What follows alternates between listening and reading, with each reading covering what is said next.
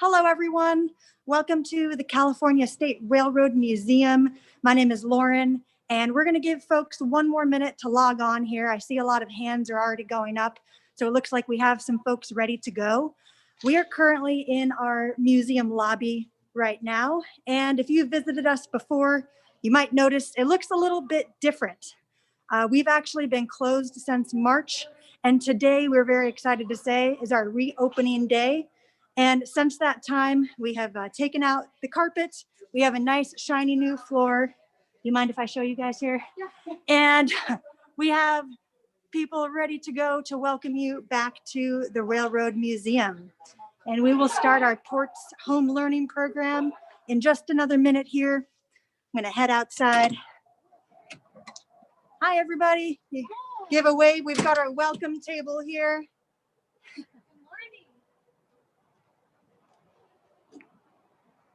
All right, so we are in Old Sacramento State Historic Park. I'm out in the front of the Railroad Museum right now, and we'll wait just a little bit longer before getting started with our ports program today.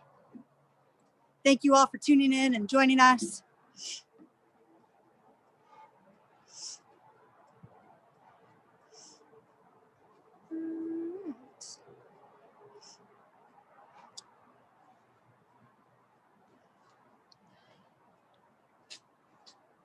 All right, so we'll go ahead and get started. Hello, everyone. My name is Lauren. I'll be your conductor today, and we are at the California State Railroad Museum. We are located in Old Sacramento State Historic Park, which you can see a bit of behind me. We're just down the street from the Capitol, and we are on the traditional territories of the Nisenan Maidu people. So I would like you to give a hand up if you have ever been to the California State Railroad Museum before. Go ahead and give the hand up. So far, 7 people, 8 people, 9 people. Nice. I know we have some docents that are joining us virtually today. So hello, if you are doing the hands up right now. So again, our museum is open, reopened for the first time today. And on our tour, I'm going to be taking you through the museum, and you'll hear not only from me, but from 4 of our park staff. We're going to go inside 2 of our rail cars, which is a special treat. These 2 are not open to the public. Typically, we do have some cars open, but not these 2, so we'll take a look inside there. Now, I would like all of you watching to think of an innovation or an invention that has had a big impact on your life. Go ahead and think of one while I key us into the door here. All right. Does everyone have one? Maybe you thought of something that brings you entertainment, safety, or comfort. Well, in 1869, there was an achievement that forever changed life in America, and that was the completion of the Transcontinental Railroad that for the first time connected the East and the West Coast of our nation. Our museum commemorates this achievement, and especially the people who made it possible. Now, as you follow along with us today, I invite you to think about the challenges that the people in this time faced. How did individuals' innovation and determination help to overcome these challenges? And what do you think your life might have been like if you were alive during this time? Now, please join us as we journey back to the year 1854 to this very spot in Sacramento to learn from my coworker Kevin about a bold and determined man named Theodore Judah. Hello, I'm Kevin, and I'm going to talk to you today about Theodore Judah. Theodore Judah was the man with the plan. He had the dream of the Transcontinental Railroad, and he's the one who kind of got it started and the whole process to begin. Now, first we need to define what a transcontinental railroad is. It is a railroad that spans the country. At the time, California had just had a gold rush, and people from all over were trying to make their way to California. And at the time, there were only 3 ways to get to California from the East Coast. The first way you could get to California was by walking or riding a horse all the way across the country. And this took about 6 months. Another way you could get to California was by boarding a boat in New York, sailing all the way down around the bottom of South America and back up to California. Again, this took about 6 months to complete the journey. The final way you could get to California was by boarding a boat, sailing down to Panama, walking through the jungles of Panama, boarding another boat, and sailing back up to California. This only took about 3 months travel time, but it was the most dangerous way to travel, as when walking through the jungles of Panama, you could contract diseases such as yellow fever or malaria. Now, Theodore Judah and his transcontinental railroad would allow people to cross the country in days rather than months, 7 days, in fact. And it was a lot safer way to travel than any of the ones mentioned previously. And Theodore Judah was the right guy for this job because he had grown up around railroads. In fact, by the time he was 14 years old, he was helping to run a railroad in New York. When he was 28, he got a job offer out here in Sacramento to help build a railroad from Sacramento, California, to a town about 20 miles away called Folsom, California. He accepted this job offer and came out west as he saw it as his opportunity to start working on this transcontinental railroad. Now, Judah quickly finished the job of building the one from Sacramento to Folsom and started surveying the Sierra Nevada mountains for the transcontinental railroad. He would go up into the mountains with his wife, Anna, and he would survey, and Anna would draw the maps and areas that they had surveyed. Now, eventually, while still looking for funding, Judah went back to the East Coast to talk to Congress about building the Transcontinental Railroad. And unfortunately, he was unsuccessful in this. Still needing money to help build this railroad, Judah then came back out west and talked to some people in San Francisco. But all of them also turned him down as they often relied on ships rather than on trains. So he came back to Sacramento and he met up with 4 wealthy businessmen of the area. Their names were Leland Stanford, Charles Crocker, Hollis Huntington, and Mark Hopkins. They would be later known as the Big Four, and they were the ones who gave Judah the capital to complete his surveyed route of the Sierra Nevada mountains, as well as get started building the Transcontinental Railroad. So Judah went back into the mountains, and he drew a big, long map of his route through, and he went back to Washington, D.C. and Congress once again in 1862. This time, he was successful, and Congress passed the Transcontinental Railroad Act, which allowed him to start building the Transcontinental Railroad.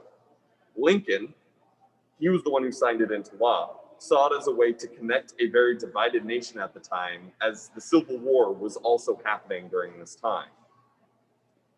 On January 1st, 1863, Judah and the Big Four broke ground on the building of the Transcontinental Railroad right here in Sacramento, just about a block away from where I'm standing now.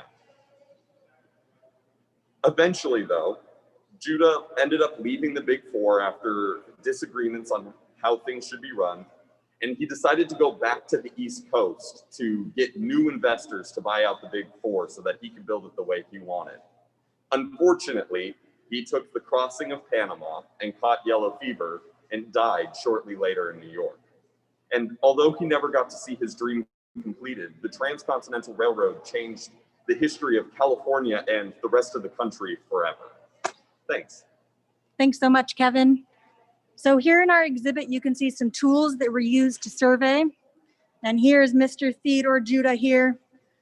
And this scene shows the challenge of hiking through the granites of the Sierra Nevada mountains to try and find that flat path that a train could go through. So as you heard, before the Transcontinental Railroad, it was very challenging to cross the country. So we have a poll question for you. We are wondering, if you were preparing for a trip from the East Coast to the West Coast, which route would you choose? And you have some options here. Would you try and cross by horse and wagon? Would you sail to Panama, walk across the land, and sail on another ship up to San Francisco? Would you sail all the way down around the bottom of South America? Or would you maybe cancel the trip and wait for the railroad to be built? So go ahead and put in your responses and push the submit button at the bottom so that we can see what you all think. Pros and cons of each method. And if you chose to stay and wait for the railroad, you might miss out on that gold in California and the silver in Nevada. So we'll wait a little bit longer for everyone to put in their responses. Give you a few more seconds here. All right, let's see what you said. Okay, most of you would cross Oregon Trail style by horse and wagon. 19 of you said that.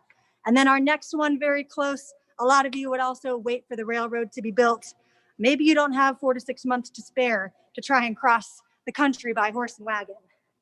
Now, there's no doubt that Theodore Judah's determination to find that route through the Sierra Nevada mountains got the Central Pacific Railroad off to a very promising start.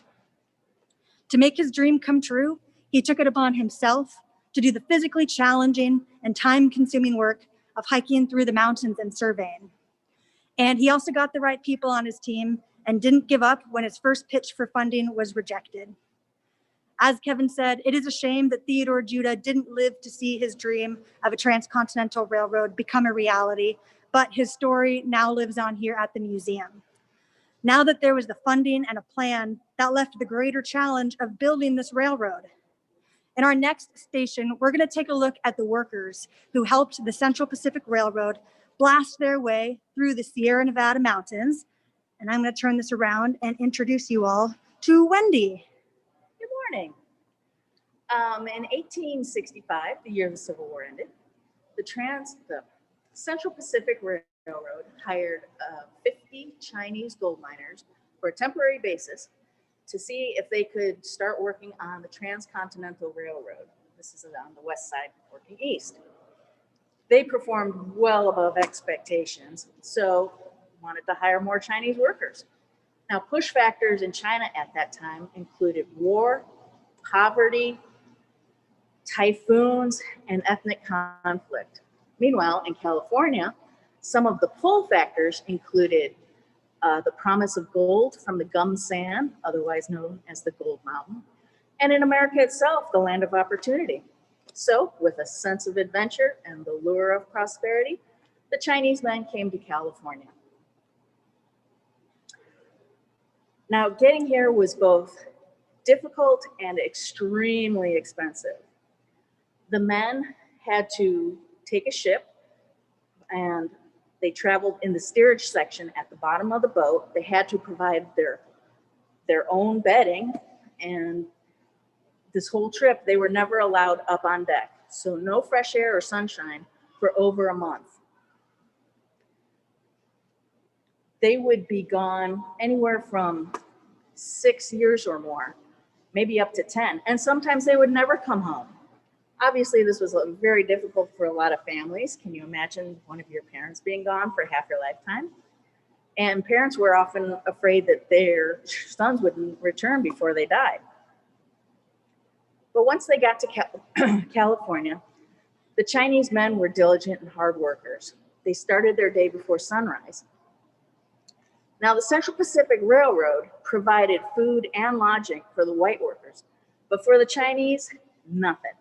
They had to find and pay for their own food and lodging. A difficulty, however, this led to a healthier lifestyle because they ate more fresh fruits and vegetables, and they drank tea. Now, the streams had bacteria in them, and when they boiled the water to make tea, it made it safe to drink, and they wouldn't get it sick as often as the white men did. Okay. Now, a typical workday started before sunrise and included cutting away land, filling it in others, laying track, cutting down trees, clearing brush, and drilling tunnels through some of the hardest rock in the world, granite. And then they had to move that rock out of the way. They worked till sunset 6 days a week, and they were given the hardest and most difficult jobs. In the historical fiction book, Dragon's Gate, which I'll read to you right here, Lawrence Yep describes some of these experiences. A young man named Otter had never seen snow before arriving in California. He wasn't used to the cold mountain tunnels. He said, "The walls seemed to suck up not only the light, but the heat as well. If I paused, it felt almost as if the very darkness would swallow me up forever. The hardest thing to shake was the feeling we shouldn't be there at all. The tunnels grew narrower the farther in we went. With each meter, the walls grew rougher and the air more and more stifling. The sounds grew louder and louder. The air was so bad at the end of the tunnel, I didn't see how the men could breathe, much less work. That doesn't sound like a positive experience to me. Utter also described the work. He said, I brought the pickaxe up and then down against the wall. I had it almost bounce out of my grip. As it was, my forearms felt numb from the blow, and when I leaned forward, I could see the hole was not any bigger. It's like trying to knock down a wall with a piece of straw. Now, drilling into the granite involved placing a steel bar into a crack in the granite. Much like this. So one man would hold the steel bar up, while one or two men would hammer with a sledgehammer on the end. The man holding the star drill would rotate it a quarter turn between hammers. So hammer, turn, hammer, turn, hammer, turn. 8 to 10 hours a day per shift, 24 hours a day, 7 days a week. And this is pretty darn heavy.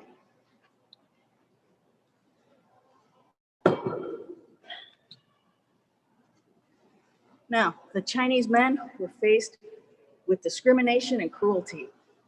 They were cheated, robbed, beaten, and sometimes even murdered. They were paid only half of what the white workers made, even though they were doing the same job.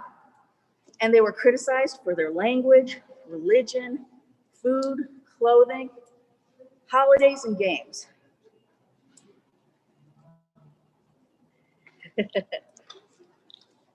Making a livable and sustainable wage was really difficult. Now, these Chinese men worked with patience, diligence, and temperance. They were a vital part of making the Transcontinental Railroad and America what it is today. Their work ethic changed American history. We need to remember their sacrifices and honor the memory of these diligent men. Thank you so much, Wendy. All right. So while the completion of the Transcontinental Railroad is a historic accomplishment, as you heard, it wasn't the money-making success story for everyone. As the Chinese worked harder and more dangerous jobs, they were paid less, and they faced that constant discrimination. Now, in 1862, Leland Stanford proposed using the powers of the Constitution to block immigration during his governor's inaugural address. Now, this racist policy did come to be a reality 20 years later when the Chinese Exclusion Act passed in 1882, which limited immigration from China for 10 years. After the completion of the Transcontinental Railroad, the Chinese faced discrimination as nativism and racist attitudes towards the Chinese spread across the country. And they were blamed for taking jobs and driving down labor costs. Now, I'd like you all watching to think of a laundry detergent ad. Go ahead and think of in your head, if you were to watch a commercial for laundry detergent, what might it look like? I think of a busy parent and maybe a dog running through, maybe a child who has some grass stains on their clothes. Well, I want to show you an example of a laundry detergent ad from 1886, which shows some of the discrimination that we've been talking about. So this ad is for the Magic Washer. You can see it being held in Uncle Sam's hand there as he holds a proclamation kicking the Chinese out of the country and sending them back to China. Now, this advertisement was made into a 3D exhibit here at the Railroad Museum that helps show some of these attitudes that we've been talking about. Now, the struggle of immigrants and laborers is not an issue of the past in America, and we do still have a lot of work to do as a country today. Speaking of today, China now has over 15,000 miles of high-speed rail track, which makes up 2/3 of the world's total track, and it can run trains that go up to 200 miles per hour, which is pretty impressive. Great way to travel. And as we move forward to commemorate the completion of the Transcontinental Railroad, we can't forget that the project wouldn't have succeeded without the hard work of immigrants on both the Union and the Central Pacific sides. Now we're going to skip on ahead to May 10th, 1869. I hear we're just in time for a celebration. Gather around, ladies and gentlemen, gather around and welcome to this, the grand ceremony celebrating the completion of the great Transcontinental Railroad, culmination of a 20-year American dream linking California to the eastern states with 1,776 miles of track. For this very special day, 4 very, very special spikes were created. Nevada donated a spike made out of solid silver.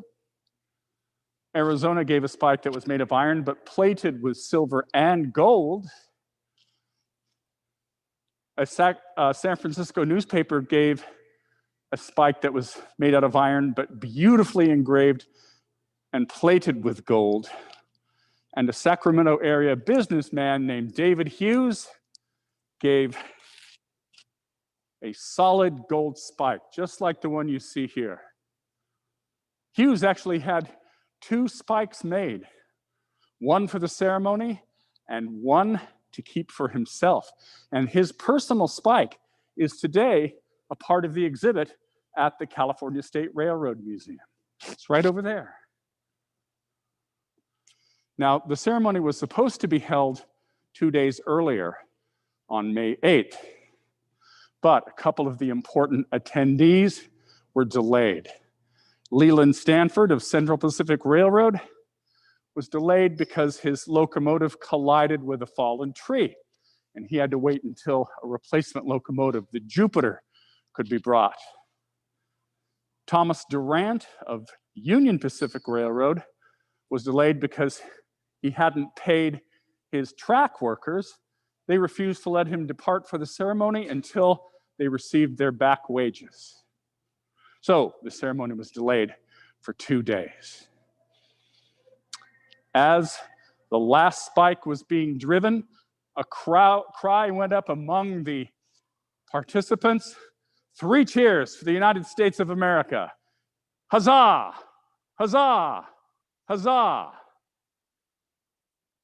With the completion of the Transcontinental Railroad, it became possible to reach California not in 4 or 5 or 6 months of difficult and dangerous travel, but in 1 week.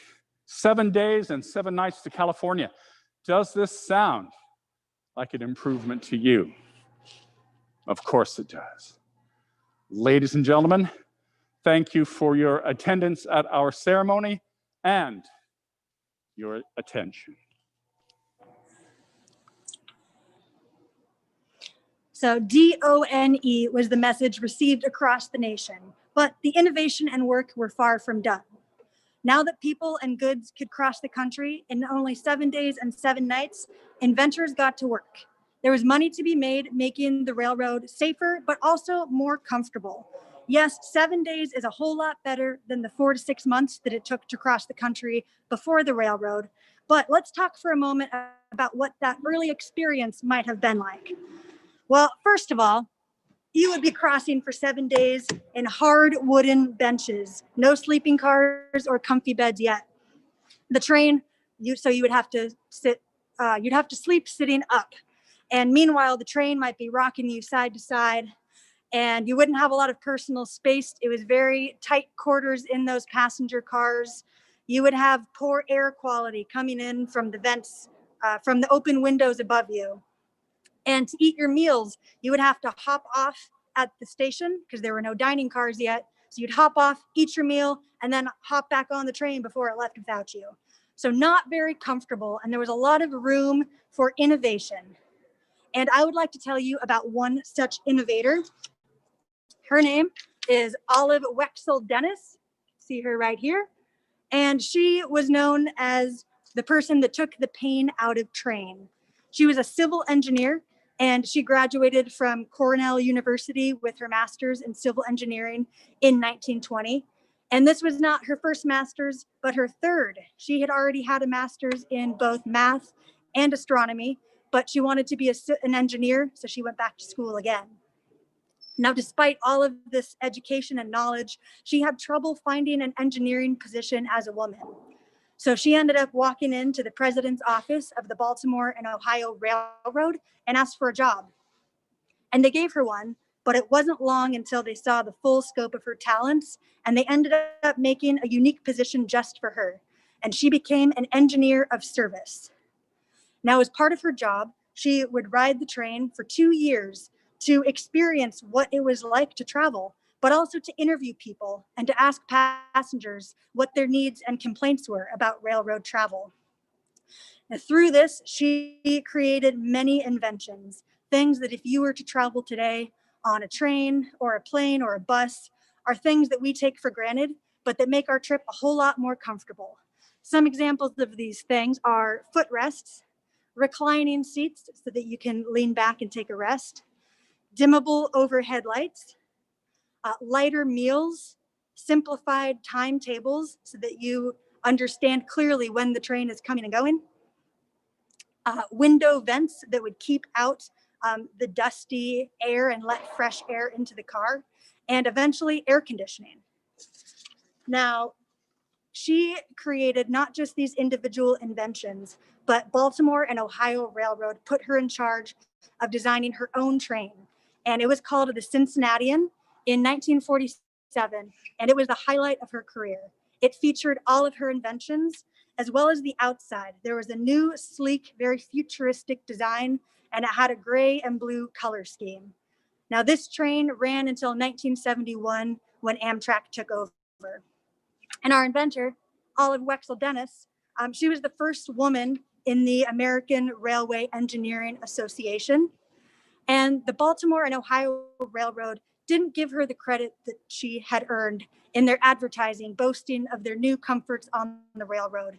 And she also signed away a lot of her patents to the railroad. So her name is not as well known as it should be. Now, Olive Wexel Dennis was an innovator, an inventor who has changed passenger travel for all of us. Now I'm going to take you through a car that features a lot of the inventions we just talked about. This is called the Silver State, named for the state of Nevada in 1881. And as I take you through, I want you to see if you can spot, yes, some of her inventions, but what else might you want to add to this car if you were to take a long journey by rail? Now, walking in, one of the first things I notice is these soft, cushy red seats here so that you have some comfort while you're sitting down for a long time. There are some footrests underneath here. And this car is one that is normally closed to the public. So this is a special treat walking through. Normally you can just look in from the outside. Now also above we have some what are these called? Baskets to hold your personal belongings. And a lot of care and time has been taken with the painting and the decoration of the car. And this actually is a painted canvas up here. Now, towards the end of the car, we have a wash basin so that you can wash your hands and splash some water on your face. A heater here, this was before electric heating. So if you were passing through a cold area, this would help heat the car. And just behind this door, we have a very cozy restroom. And it's hard to tell the scale here, but it is smaller than a porta potty. Now, this car would have about 40 people aboard. And one moment here, let me hop on out. So this car had a whole lot of improvements from the wooden benches that I described earlier. But maybe you thought of some things that you would like to add. What if you had a whole lot of money and you were going to make, say, a tiny house on wheels? What would you want to include in that car? Well, our next car might have some of the things that you have thought about. It is called the Gold Coast. Okay, we're at 20% battery here. We good? All right. So we are at the Gold Coast, and this is a private car that changed ownerships multiple times. But in 1948, Lucius Beebe and Charles Clegg purchased this car, and it became their mansion on wheels. It was a symbol of their status, power, and it also showed the luxury that rail travel could be. Now, this car has 3 bathrooms and can sleep 9 people. 2 of those people would be porters, the folks working on the car, but then it could be the 2 of them and 5 of their guests. They also had a Hollywood interior decorator that helped refurbish it to look very, very fancy and very elegant. There was a lot of time put into the details of this car. And Beebe and Clegg enjoyed this car so much that they ended up making it their stationary home in Carson City, Nevada, after touring on it for 3 summers, crossing the country. Now, they were both authors, and they wrote 30 books together, most of them about railroads and the West. They were very inspired by the West, and they were also photographers. So on these trips, they would write, they would photograph, and they would entertain international guests. Now, I'm going to take you on a walk through here. And again, this is a car that is not open to the public. You're only able to view it from the outside. And again, this is called the Gold Coast. And the first thing that we come to here is the porter's quarters. So the 2 staff that are working while they are riding around in luxury would stay in this area. And we can see here, the bathroom is attached to the bedroom. It is very, very cozy in here. And everything makes the most of the available space. So this actually folds down to become a sink. And this bottom seated area can fold out into a bed. And then above it, we have a second bed. This can pull down and have one person sleeping up there while somebody else is perhaps at the table. However, the porters would be on opposite shifts. So there was always somebody working in the car and the other person off duty. Now, this is a very important room for luxury. This is the kitchen where all of that delicious food would be prepared. And as I pan around, take a look and see if you can notice anything that might show that this is a kitchen on wheels. All right. So I want to show you a couple things. The first thing here on the stove is a metal rail that keeps your pot of pasta from flying off. Everything needs to be secure, so that would help keep everything on the stove. And just behind it, when we walked in here, we have an indicator call box. Now, this was most likely not in use when Beebe and Clegg owned this car, but in previous use, it would tell the folks in the kitchen what room needed servicing and wanted food delivered. Now, the cabinets also have latches so things can't fall out. And there's cabinets way up there that I can't even reach, so you would need a stool to get to that. But they had to make the most of every space they had. The knives here are secured so we don't have any sharp objects flying around. And this is a very special cupboard. Looks like a cabinet, but this is a dumbwaiter, a pass-through cabinet. So food would be prepared in the kitchen and then sent through there to the dining room. So yes, we are going to the dining room next. And the last thing I want to show you here is the ice box. This would be kept cool with a block of ice, and food and beverages could go in there. And it's not currently in the car, but Beebe and Clegg had purchased a ice chest that can hold 1,500 pounds of ice and food and beverages. So they were well fed on this train. Now, coming into here, we are in the dining room, and this is the social center of the car. And take a look at this table, all of the detail put into the china and the arrangement, the flowers. And it was at this very table where the idea for the California State Railroad Museum was born. In July of 1970, Governor Ronald Reagan, governor at the time, later went on to be president, with his wife, Nancy Reagan, dined at this table with the Sacramento Trust for Historic Preservation. And at that dinner, they discussed the creation of the California State Railroad Museum. Now over here, we can see some of those fine details of the car, the name of the car, the Gold Coast, put on the furniture protector. And again, making the most of space. This couch could fold out into a bed. And again, this car would hold 7 people plus the 2 porters. So 9 people could sleep in this car. And here is that pass-through cabinet I talked about earlier. So the food would be passed through here to be served in this fine dining room. All right, let's continue.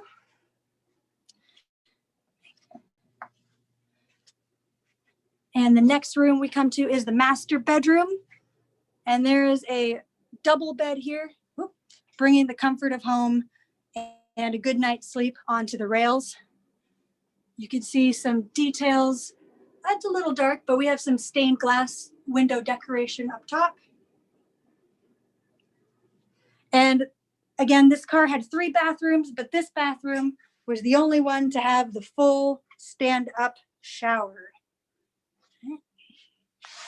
And they also had a dog. They had a big St. Bernard, like the Beethoven dog, named T-Bone Tausner that would be aboard with them. So if when you were thinking of your dream tiny house car and you thought of bringing a pet, it can be done. And I don't know what's in this room. I've actually never seen this room open before. I beg your pardon. No, this is not a room for children. We're going to be gambling in here later, and I'm just marking the deck. Look, watch. Queen.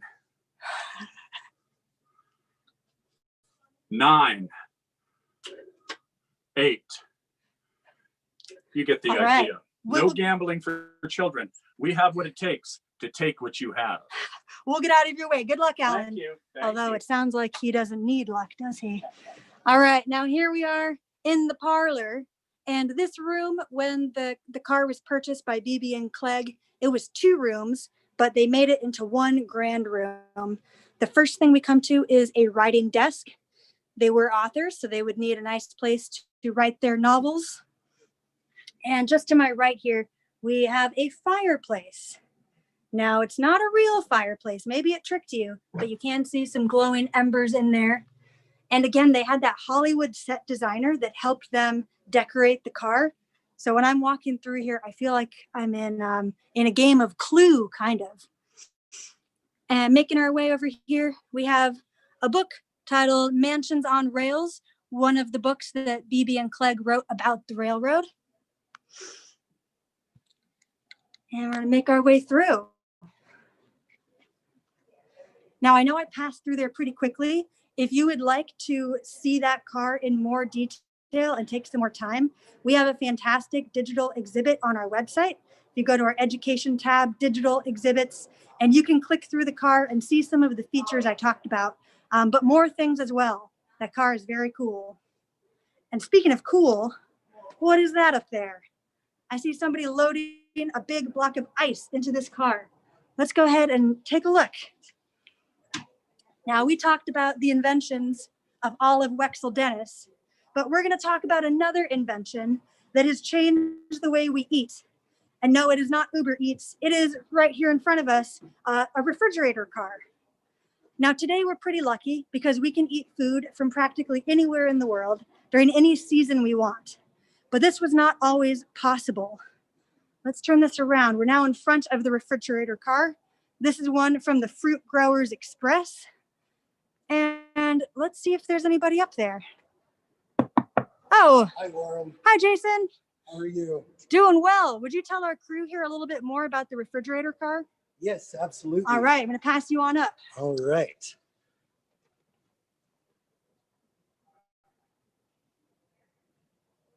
So welcome. My name is Jason, and welcome to the refrigerator car. So I'm going to take my mask off since I'm the only one in the car. But the Transcontinental Railroad changed our lives forever. We heard a little bit about how they built the railroad, how quickly you can get here in about a week. And our last stop on the tour, we're going to talk about 2 things that had a real powerful impact for the railroad and America. That's the refrigerator car and agriculture.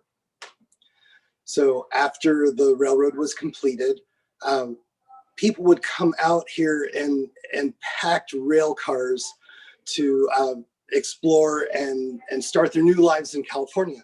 So what do you think California could send back to the East Coast? It wouldn't make any sense to send back empty railroad cars. So one thing that many people might not know is California has much milder climates. It allows us to grow lots of produce year round. And the Central Pacific Railroad, what they would do here is pack the empty cars with lots of California produce. And this was how California farmers started to feed the nation.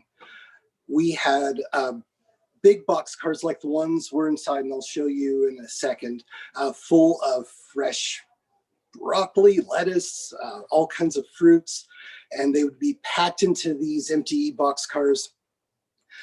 But one problem, if you imagine you're having a salad and it's sitting on your countertop for about a week, and then you go to eat it after about 7 days, it is not going to be too appetizing. The lettuce will start to wilt. You will see like brown lettuce, it's all slimy. No amount of ranch dressing is going to fix the taste of that salad. So that's a big problem. In 1877, the refrigerator car was introduced. So taking a look inside the refrigerator car, I'll do a quick turnaround. There's a lot of back panels that are backlit panels that are shining a lot of light on us here. But in the refrigerator car, these cars were used, let me switch over.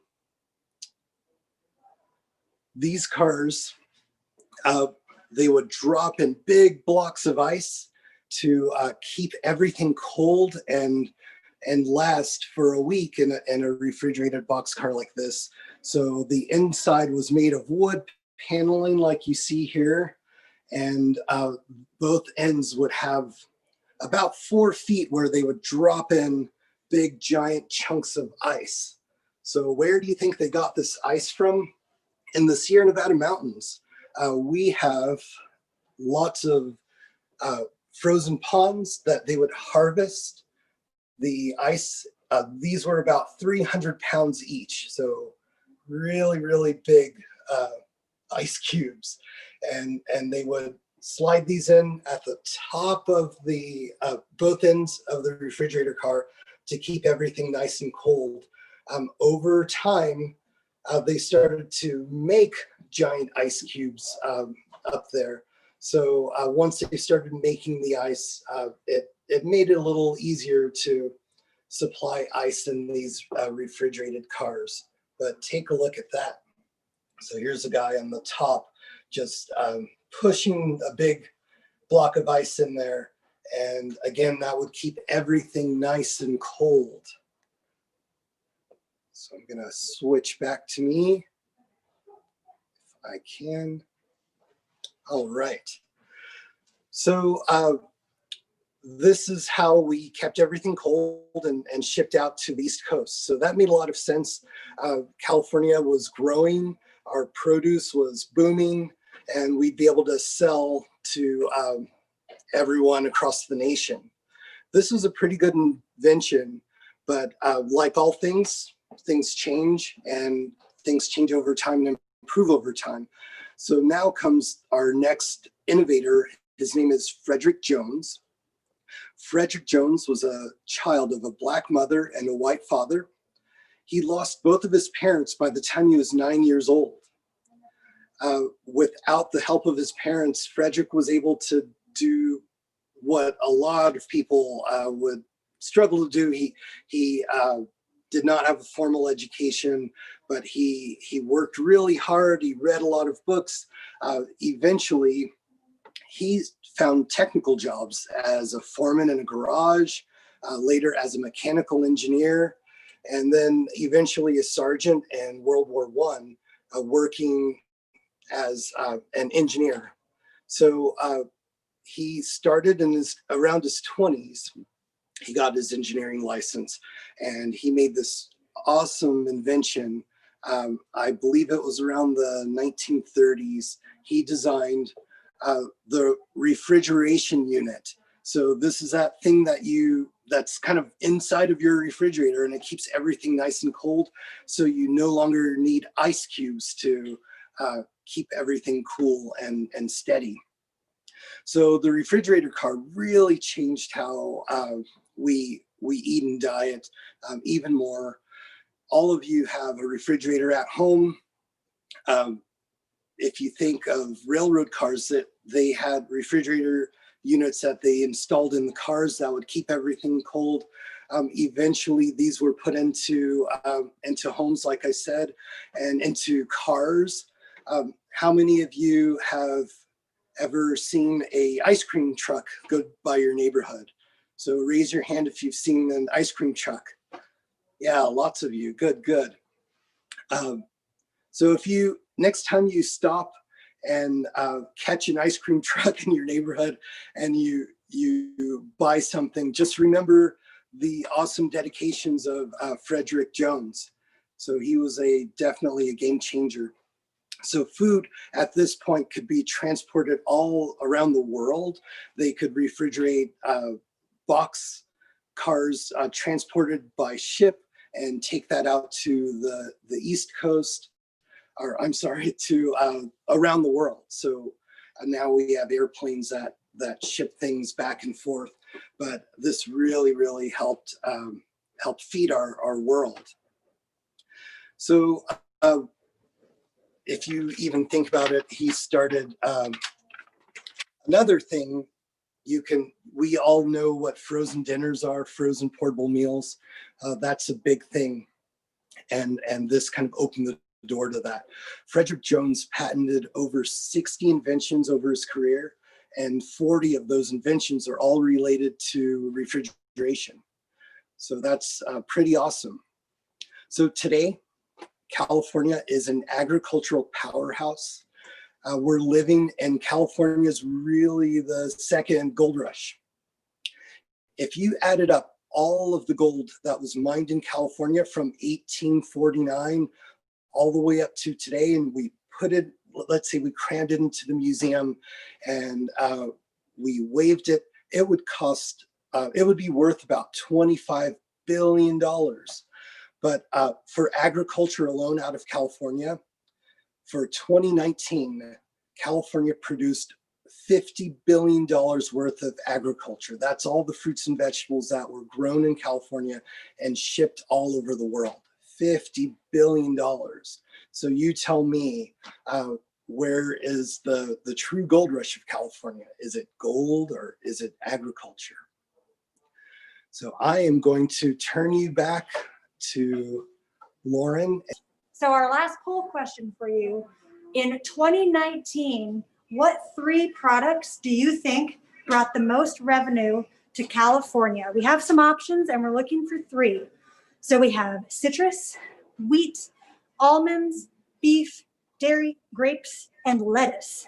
And depending on where you live in the state, maybe you have seen some of these products being grown or raised. So go ahead and push in your top 3. What products do you think made the most money in 2019? And when you're done, push the submit button so we